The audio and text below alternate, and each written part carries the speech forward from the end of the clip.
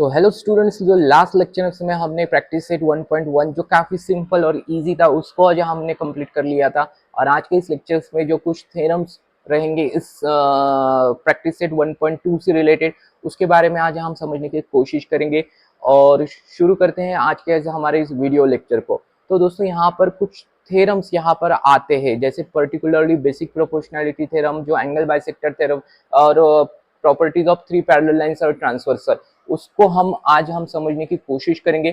Theorem से related जो पूरा एक्सप्लेनेशन, जो उसका प्रूफ दिए हुआ है, उसको हम अलग लेक्चर में कवर अप कर लेंगे। फिलहाल आज की इस लेक्चर्स में उन थ्योरम्स को उस क्वेश्चंस के अंदर किस तरह से अप्लाई करना है वही आज हम समझने की कोशिश करेंगे। और कुछ क्वेश्चंस अगर 1.2 से रिलेटेड अगर हमारे होते तो उसको हम सॉल्व करने की कोशिश करेंगे। तो यहाँ पर आप देख सकते हो कि क्लियरली आपके सामने जो एक स्लाइड्स आपको दिखाई दे रही है। एक सेकेंड। हाँ, तो यहाँ पर हम ये रही, ठीक है। तो यहाँ पर जो 1.2 में सबसे पहले जो हमारा जो थ्योरम आता है वो होता है बेसिक प्रोपोर्शनैलिटी थ्योरम। तो बेसिक प्रोपोर्शनैलिटी थ्योरम्स को मैंने कैसे आइडेंटिफाई करना है, आइडेंटिफाई करने के लिए आपको यहाँ पर दिए जाएगा PQ पैरेलल टू AC। जैसे कि मैंने आपको जो हमारे जो फर्स्ट लेक्चर हुआ था वहां पर मैथ्स 2 से रिलेटेड कुछ इंपॉर्टेंट पॉइंट्स आपको कहा था कि 3 स्टेप्स आपको याद रखने के लिए कहा था, आइडेंटिफाई, अप्लाई और आंसर। तो सबसे पहली स्टेप्स आपके सामने रहती थी आइडेंटिफाई। आइडेंटिफाई यानी किस तरह से आइडेंटिफाई करोगे, एक ट्रायंगल दिया जाएगा और उसके अंदर आपको ये कहा है कि एक पर्टिकुलर लाइन इस ट्रायंगल्स के एक साइड को पैरेलल है। तो इसका मतलब वहां पर हमने आइडेंटिफाई कर लिया कि कौन सा थ्योरम उस क्वेश्चंस के अंदर अप्लाई होता है। फिर आइडेंटिफाई करने के बाद जो नेक्स्ट स्टेप थी हमारी कौन सी थी, अप्लाई। और अप्लाई करने के बाद हमें कौन सी स्टेप्स को फॉलो करने के लिए कहा था, आंसर कैलकुलेट करने के लिए कहा था, ठीक है। तो यहाँ पर हमने तो क्लियरली आइडेंटिफाई कर लिया था। किस तरह से आइडेंटिफाई कर लिया था, PQ पैरेलल है AC को। तो इन स्टेप्स को आप याद रखो क्योंकि ये हर क्वेश्चंस में हमें काम आने वाले हैं। तो यहाँ पर हमने आइडेंटिफाई कर लिया था कि कौन सा थ्योरम यहाँ पर हमें अप्लाई करना है, बेसिक प्रोपोर्शनैलिटी। और बेसिक प्रोपोर्शनैलिटी थ्योरम कब अप्लाई होता है, जब आपको एक लाइन पैरेलल दी जाएगी ट्रायंगल्स के किसी भी एक साइड के साथ। यहाँ पर PQ पैरेलल है AC को, PQ अगर पैरेलल है AC को तो यहाँ पर हमें बेसिक प्रोपोर्शनैलिटी थ्योरम अप्लाई करना पड़ता है। तो यहाँ पर हम लिख लेंगे AP अपॉन PB, दिखाई दे रहा है, AP upon PB is equal to कितना आएगा, CQ अपॉन QB, या फिर आप QC अपॉन QB भी लिख सकते हो, ठीक है, CQ अपॉन QB। तो इस तरह से आप बेसिक प्रोपोर्शनैलिटी थ्योरम अप्लाई कर सकते हो, ठीक है। जस्ट फॉर एग्जांपल अगर आप ये वाले ट्रायंगल को अगर आप कंसीडर करते हो, जस्ट फॉर एग्जांपल, ठीक है, ST मैंने कहा है कि पैरेलल है QR को, तो इस तरह से ट्रायंगल के अंदर ST लाइन जो है पैरेलल है QR को। तो यहाँ पर आपको बेसिक प्रोपोर्शनैलिटी थ्योरम अप्लाई करके दिखाना पड़ेगा। तो क्या आएगा, बेसिक प्रोपोर्शनैलिटी थ्योरम किस तरह से अप्लाई करना है, कुछ भी नहीं है, सिंपल है। ये साइड के जो वर्टाइसेस यहाँ पर रहेंगे उसको अलग से लिखना है और ये साइड में जितने भी आपको वर्टाइसेस दिखाई देते हैं इसको अलग से। तो यहाँ पर क्या आएगा, यहाँ पर आएगा PS अपॉन कितना आएगा, PS अपॉन यहाँ पर कितना आएगा, SQ, ठीक है। यहाँ पर इस तरह से हमने लिख लिया PS अपॉन SQ, ठीक है। और वो किसके साथ इक्वल रहेगा, ये वर्टाइसेस, और ये लाइन, ये साइड में कौन सी वर्टाइस आपको दिखा रही, PT अपॉन TR। तो यहाँ पर आपको क्या लिखना पड़ेगा, PT अपॉन यहाँ पर क्या आएगा, TR। तो यहाँ से आपको लिखना पड़ेगा PT अपॉन TR। तो इस तरह से आपको क्या करना पड़ता है, अलग से इस तरह से आपको बेसिक प्रोपोर्शनैलिटी थ्योरम को क्या करना है, अप्लाई करना है उस क्वेश्चंस के अंदर, या जो भी फिगर आपके सामने दी है उसको आपको वहां से अप्लाई करना है। अप्लाई करने से पहले आपको कैसे पहचानोगे उस क्वेश्चंस पे बेसिक प्रोपोर्शनैलिटी थ्योरम अप्लाई होता है या नहीं, अप्लाई होने, आइडेंटिफाई करने के लिए क्या कहा था मैंने आपको, क्लियरली दिया जाएगा एक जो लाइन है वो किसी भी ट्रायंगल्स के एक साइड्स को पैरेलल दी जाएगी। तो PQ पैरेलल टू AC है और ट्रायंगल के अंदर कंफर्म होगा कि वहां पर कौन सा थ्योरम अप्लाई होता है, बेसिक प्रोपोर्शनैलिटी थ्योरम। फिर उसके बाद कुछ क्वेश्चंस ऐसे भी रहेंगे जहां पर आपको converse of basic proportionality theorems को भी अप्लाई करने के लिए कहा है। तो कॉन्वर्स कब अप्लाई होता है, यहाँ पर मैंने C.B.P.T है, तो इसका मतलब यहाँ पर क्या होता है, converse of basic proportionality theorem होता है। तो इसका मतलब कॉन्वर्स कब अप्लाई होता है, जब भी क्वेश्चंस में आपको ये कहा जाएगा कि प्रूव करो, प्रूव दैट, या शो दैट कहने के लिए शो दैट कहा जाएगा कि ST को पैरेलल दिखो QR के साथ।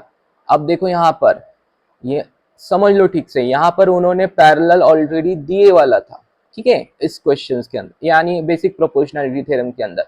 और यहाँ पर आपको कहा गया है एस टी को पैरेलल दिखाओ, किसके साथ पैरेलल दिखाना है, क्यू आर। अगर इस तरह से कहा गया है एस टी पैरेलल दिखाओ क्यू आर के साथ, तो इसका मतलब ये होता है यहाँ पर हमें क्या अप्लाई करना पड़ता है, converse of basic proportionality theorem. तो converse of basic proportionality theorem के अंदर आपको इसी तरह से लिखना पड़ेगा P S upon S Q is equal to P T upon T R, और बाद में उसका आंसर फाइंड आउट करना पड़ेगा। और फिर उसका आंसर में आप सपोज यहाँ पर हम लिखते 3 और 2 और यहाँ पर लिखते 3 और 2, ठीक है। इन दोनों का रेशो कैसे आना चाहिए, इक्वल, यानी P S upon S Q का आंसर कितना आना चाहिए 3/2, और वो किसके साथ इक्वल होना चाहिए, P T upon T are के साथ।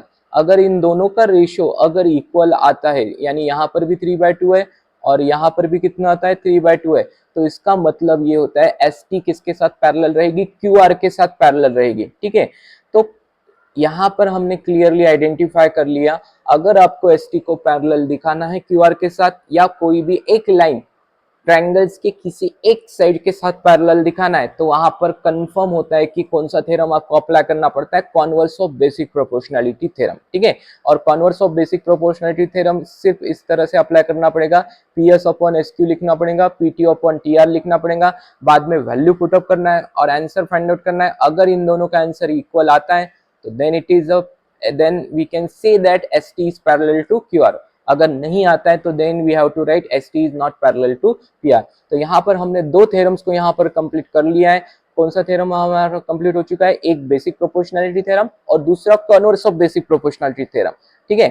तो बेसिक प्रोपोर्शनलिटी थ्योरम के लिए क्या आइडेंटिफाई करने के लिए कहा था, क्या दिए वाला रहेगा, आपको हमेशा दिए वाला रहेगा एक साइड पैरेलल है किसी भी ट्रायंगल्स के एक साइड के साथ, तो वहां पर कन्वर्स ऑफ बेसिक वहां पर बेसिक प्रोपोर्शनलिटी थ्योरम अप्लाई करो। और क्वेश्चन में अगर आपको कहा गया प्रूव दैट, शो दैट एक लाइन जो लाइन यहाँ पर S T parallel Q R के साथ, तो वहां पर आपको कौन सा थ्योरम अप्लाई करना पड़ेगा, converse of basic proportionality theorem. Simple है, P S upon S Q लिखो, P T upon T R लिखो, वैल्यू पुटअप करो, दोनों का रेशियो इक्वल आता है तो then it is the parallel by converse of basic proportionality theorem. फिर इसके बाद यस ये रहा जो हमारा जो नेक्स्ट थ्योरम था 1.2 से रिलेटेड था, वो कौन सा थ्योरम था, एंगल बाइसेक्टर थ्योरम, ठीक है। तो यहाँ पर एंगल बाइसेक्टर थ्योरम के अंदर अगर आपको ये दिए जाएंगे इस तरह से एंगल बाइसेक्टर होता क्या है, एंगल बाइसेक्टर यानी वो होता है कि एक एंगल को दो इक्वल पार्ट में क्या करता है, डिवाइड करता है। अगर मान लो ये वाला जो एंगल आपको दिखाई दे रहा है, कौन सा angle, angle A B C, ठीक है। यहाँ पर मैं आपको लिख लेता हूँ ए बी सी। अगर ए बी सी एंगल अगर आपका कितना है 60 डिग्री है, तो उसका बाइसेक्टर कितना होगा, बाइसेक्टर बाय मतलब होता है 2, यानी ये एंगल को आपको दो इक्वल पार्ट में डिवाइड करना पड़ेगा। दो इक्वल पार्ट कितने होंगे, यहाँ पर ये वाला भी पार्ट आपका कितना होगा 30 डिग्री का, और ये वाला भी पार्ट जो कितना रहेगा 30 डिग्री का। तो इसी को कहा जाता है एंगल बाइसेक्टर, यानी एक एंगल दो इक्वल पार्ट में डिवाइड हो जाना। तो एंगल बाइसेक्टर थ्योरम इस ट्रायंगल्स के अंदर हमें अप्लाई करना है। तो यहाँ पर आप देख सकते हो कि क्लियरली एट बी यहाँ पर आपको क्या दिया है, एंगल बाइसेक्टर दिया है, यानी बी डी क्या है, बी डी यहाँ पर दिया है बाइसेक्टर है, किसका बाइसेक्टर है, एंगल ए बी सी का। तो यहाँ पर आप क्लियरली ऑब्जर्व कर सकते हो, तो B D is the bisector of angle A B C, ठीक है। तो यहाँ पर एंगल बाइसेक्टर थ्योरम सबसे पहले आपको क्लियरली उस क्वेश्चन में मेंशन किया जाएगा बी डी बाइसेक्टर है, या फिर कभी कभी अगर मेंशन नहीं भी करते हैं तो यहाँ पर आपको ये दो सिंबल्स इस तरह से सेम सिंबल्स आपको दिखाई देंगे। अगर मान लो मैंने यहाँ पर एक बाइसेक्टर मैंने इस तरह से ड्रॉ किया है, तो आपको यस दिखाई दे रही है दो क्रॉस। तो ये दो क्रॉस का मतलब क्या है, ये वाला एंगल कौन सा एंगल, यहाँ पर हम ई ले लेते हैं, ठीक है, जस्ट फॉर योर अंडरस्टैंडिंग, ठीक है। यहाँ पर इसका मतलब क्या होता है, ये दो एंगल्स कौन से, ये वाला एंगल और ये वाला एंगल, दोनों भी कैसे हो जाएंगे, इक्वल, यानी इसका मतलब हो चुका है एंगल बी ए ई किसके साथ इक्वल रहेगा, सी ए ई के साथ। तो ये दोनों भी एंगल्स क्या हो जाएंगे, इक्वल हो जाएंगे। तो इसका मतलब यहाँ पर ए ई क्या हो चुका है, बाइसेक्टर है, किसका बाइसेक्टर है, बी ए सी के साथ। तो अगर क्वेश्चन में कुछ क्वेश्चंस आपको प्रैक्टिस सेट में इस तरह से भी मिलेंगे कि वहां पर आपको कुछ भी मेंशन नहीं किया जाएगा, इस तरह से सिर्फ सिंबल दिए जाएंगे। सिंबल्स अगर दिया है सेम सिंबल से, यहाँ पर भी वो सिंबल और यहाँ पर भी वो सिंबल, तो इसका मतलब कंफर्म है कि उसको कंसीडर करना है आपको बाइसेक्टर एंगल, उसको क्या कंसीडर करना है, बाइसेक्टर कंसीडर करना है, एंगल बाइसेक्टर, ठीक है। तो यहाँ पर एंगल बाइसेक्टर थ्योरम्स को किस तरह से अप्लाई करना है, यहाँ पर थोड़ा सा हम इसको इरेज कर लेते हैं ताकि कंफ्यूजन ना हो। हाँ, तो यहाँ पर उन्होंने कहा है बीडी क्या है, बाइसेक्टर है। किसका बाइसेक्टर है, एंगल एबीसी का। तो यहाँ पर हमें एंगल बाइसेक्टर थ्योरम अप्लाई करना है। तो एंगल बाइसेक्टर थ्योरम किस तरह से अप्लाई करना पड़ेगा, A B upon B C, ठीक है, A B upon B C is equal to कितना आएगा, A D upon D C, A D upon D सी।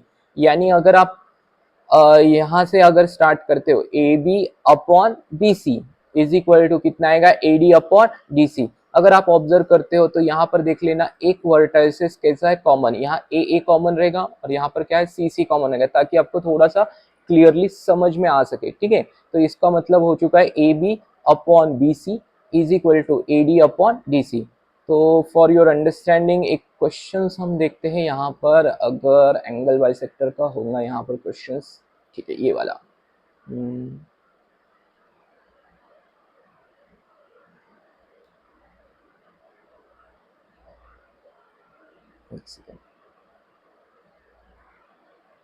हाँ देखो, यहाँ पर हमने एंगल बाइसेक्टर का एक क्वेश्चन है, दिए वाला है। यहाँ पर आप देख सकते हो कि एन क्यू यहाँ पर उन्होंने क्लियरली मेंशन किया है, N Q is a bisector of angle N, N Q bisector है। तो इस क्वेश्चन में आपको एंगल बाइसेक्टर थ्योरम किस तरह से अप्लाई करना पड़ेगा, N M upon N P, ठीक है। यहाँ से हमने स्टार्ट किया, N M upon M P. अगर यहाँ एम आ चुका है, देखो यहाँ पर एम आ चुका है, तो इधर से हम स्टार्ट कर लेंगे, M Q upon Q P. तो यहाँ पर कितना आएगा, M Q upon Q P. After all ये कुछ भी नहीं है, इट इज द रेशो। चाहे आप अगर N P upon N M लिखो तो भी चलेगा, तो फिर पी क्यू अपॉन कितना आएगा, क्यू एम आएगा। अगर आप N M upon N M N M upon N P लिखते हो तो फिर आपको M Q upon Q P लिखना पड़ेगा। आफ्टर ऑल ये क्या है, सिर्फ और सिर्फ रेशो है। आपको ठीक से क्या करते आना चाहिए, उसको अप्लाई करते आना चाहिए, ठीक है। तो यहाँ पर हमने एंगल बाइसेक्टर थ्योरम्स को यहाँ पर हमने क्या कर लिया है, कवर अप कर लिया है। तो यहाँ पर किस तरह से अप्लाई करना है angle bisector theorem, angle bisector theorem आएगा A B upon B C is equal to कितना आएगा, A D upon D C. और पहचानना कैसा है, क्वेश्चन में आपको क्लियरली मेंशन करके रहेगा, B D is the bisector of angle A B C. तो कंफर्म होगा वहां पर आपको क्या करना है, एंगल बाइसेक्टर थ्योरम अप्लाई करना है।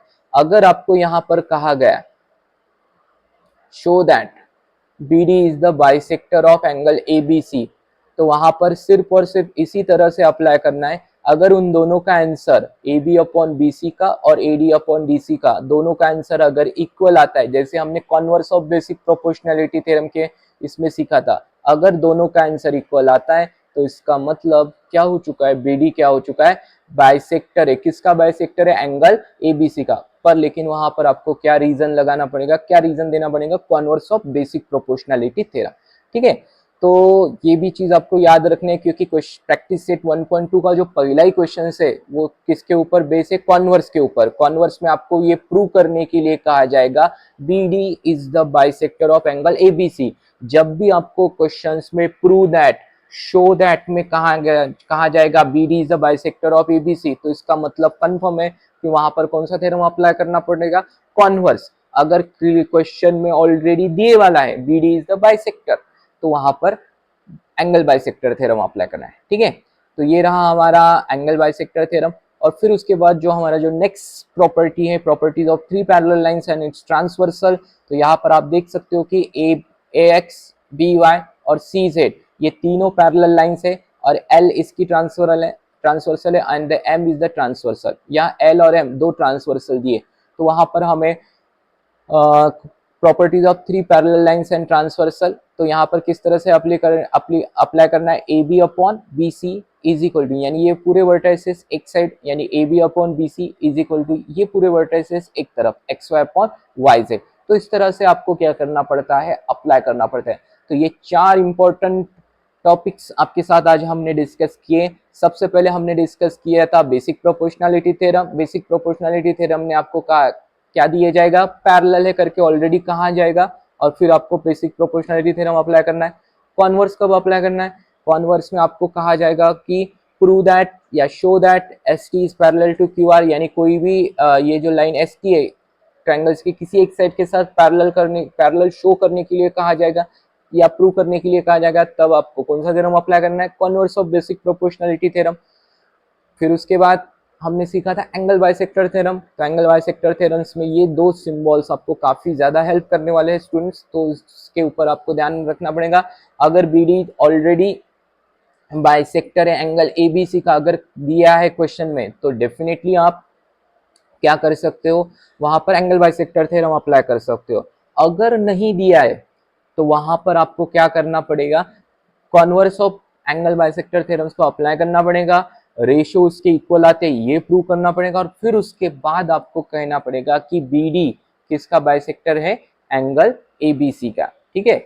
और फिर उसके बाद हमने सीखा था properties of three parallel lines, यानी थ्री पैरेलल लाइंस जहां पर भी आपको दिखाई देती है तो वहां पर आपको ये वाला थ्योरम अप्लाई करना है। तो ये वाला थ्योरम किस तरह से अप्लाई होता है, सिंपल है, ये वाले पूरे वर्टाइसेस एक तरफ लिख लो A B upon B C, और ये तीनों वर्टाइसेस एक तरफ लिख लो X Y upon Y Z.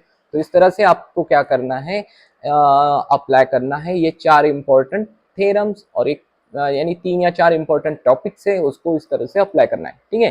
तो यहाँ पर हम 1.2 के प्रैक्टिस सेट 1.2 का जो पहला और दूसरा एग्जाम्पल है इसको हम कवर अप कर लेंगे।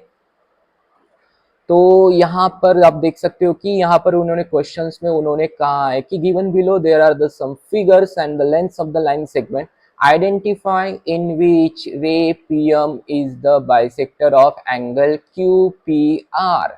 उन्होंने यहाँ पर आपको पूछा है, आइडेंटिफाई करने के लिए कहा है, रे पीएम किसका बाइसेक्टर है, क्यूपीआर का बाइसेक्टर है, प्रूव करने के लिए कहा है या आइडेंटिफाई करने के लिए कहा है, ये कहा है। तो इसका मतलब यहाँ पर कौन सा थ्योरम अप्लाई होगा, कंफर्म यहाँ पर अप्लाई होगा converse of angle bisector theorem. क्यों होगा, क्योंकि आपको आइडेंटिफाई करने के लिए कहा है या प्रूव करने के लिए कहा है कि कौन से फिगर्स में पीएम बाइसेक्टर है क्यूपीआर, एंगल क्यूपीआर का। तो अगर आपको देखो यहाँ पर कहीं पर भी उन्होंने इस तरह से सिंबल्स भी नहीं दिए वाले क्या, जैसे कि आप देख सकते हो कि ये रहा एंगल बाइसेक्टर थ्योरम, अगर बाइसेक्टर दिया है तो ये दो सिंबल्स कंफर्म रहेंगे, पर लेकिन यहाँ पर इस क्वेश्चंस में उन्होंने कहीं पर भी इन्होंने ये नहीं कहा है कि दो एंगल ये दो एंगल्स कैसे है, इक्वल है, कहीं पर भी उन्होंने नहीं कहा है। तो इसका मतलब यहाँ पर कौन सा थ्योरम अप्लाई हो सकता है,